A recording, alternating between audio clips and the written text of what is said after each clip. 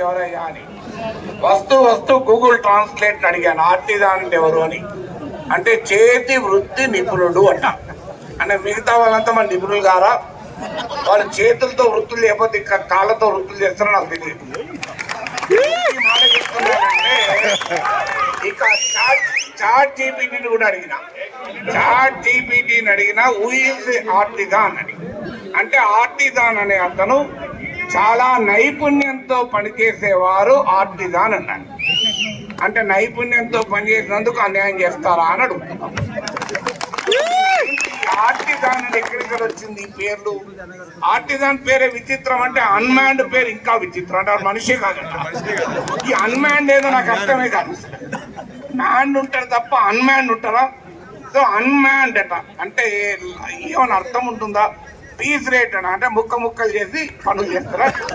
So ఎందుకు ఈ పేర్లు పెట్టారంటే మనకు అర్థం కావాలి.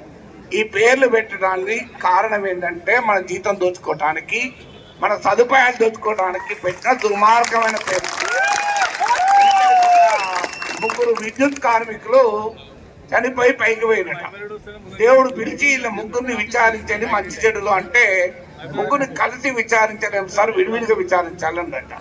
అదేంటంటే వీళ్ళు అక్కడ విడివిడిగానే పనిచేశారు సార్. వీళ్ళు ఒక ఆర్టిజాన్ గా పనిచేశారు, ఒక పీస్ రేట్ మీద పనిచేశారు, ఒక అన్మాన్డ్ పనిచేశారు. అంటే దేవుడికి తలకాయ తిరిగిపోయిందట. సో ఆ రకమైనటువంటి పరిస్థితి వాళ్ళు ఉంది. ఇంతకుముందు మాట్లాడుతూ చెప్తున్నారు ఎనర్జీ సెక్రటరీ, మీరు ఒక్కరు రాజీనామా చేస్తే ముగ్గురు వస్తారు.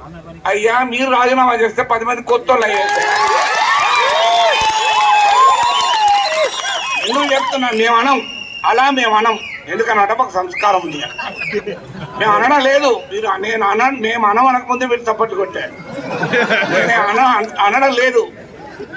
మేము ఏమంటున్నాం అయ్యా, నేను ఎందుకు చెప్తున్నానంటే ఈ ఎనర్జీ సెక్రటరీ గారికి చెప్తున్నాం, అయ్యా మీలాంటి వాళ్ళకి చదువు చెప్పినోడిగా మాట్లాడుతున్నాను, నేను బట్టిగా మాట్లాడుతున్నాను. నేను నేషనల్ అకాడమీ ఆఫ్ అడ్మినిస్ట్రేషన్ ముస్తోరిలో విజిటింగ్ ప్రొఫెసర్గా పనిచేశాను. అక్కడ పోయి క్లాసులు చెప్పాను ఐఏఎస్ ప్రొఫెషనర్లకు, ఐఏఎస్ ఆఫీసర్లకు.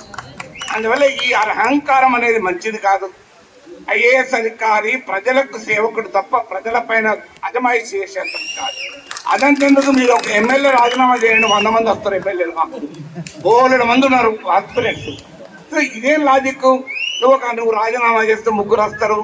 ఎందుకు బీహార్ నుంచి వలస కూలీలను పట్టుకొస్తే 30 మంది వస్తారు. తీసుకొస్తావా? ఏం మాట్లాడుతున్నావో అర్థం ఉండాలి కదా. ఇలా ఎందుకు అడుగుతున్నాం మేము? అయ్యా మేము ఏం అడుగుతున్నాం, మమ్మల్ని అబ్జర్వ్ చేసుకోండి అని అంటున్నాం. కాదు, ఈ ఎగ్జిస్టింగ్ సర్వీస్ రూల్ మాకు కూడా అప్లై చేయండి అంటున్నాం. ఎందుకు అప్లై చేయమంటున్నాం? అయ్యా ఆ మధ్య ఒక అమ్మాయిని అడిగాను నేను, ఆర్టిజాన్ చేసి, ఏంటమ్మా పెళ్ళై 3 ఏళ్ళు అయింది కదా, ఎప్పుడు ప్లాన్ చేసుకుంటున్నావు అంటే, కాదు సార్ అది నా చేతులు లేదు సార్, మా డిపార్ట్మెంట్ చేతులు ఉంది. ఎందుకంటే నేను నాకు ఎగ్జిస్టింగ్ సర్వీస్ రూల్స్ అప్లై అయితే అప్పుడు వస్తుంది మెటర్నిటీ లీవ్. అంటే ఆర్టిజాన్ అయితే మెటర్నిటీ లీవ్ లాస్ ఆఫ్ మీద పోవాలి. మాతృత్వంలో కూడా వివక్ష చూపుతారు ఎక్కడన్నా? మాతృత్వానికి తేడా ఉంటుందా? ఒక ఎగ్జిస్టింగ్ సర్వీస్ రూల్స్ ప్రకారం మదర్ అయితే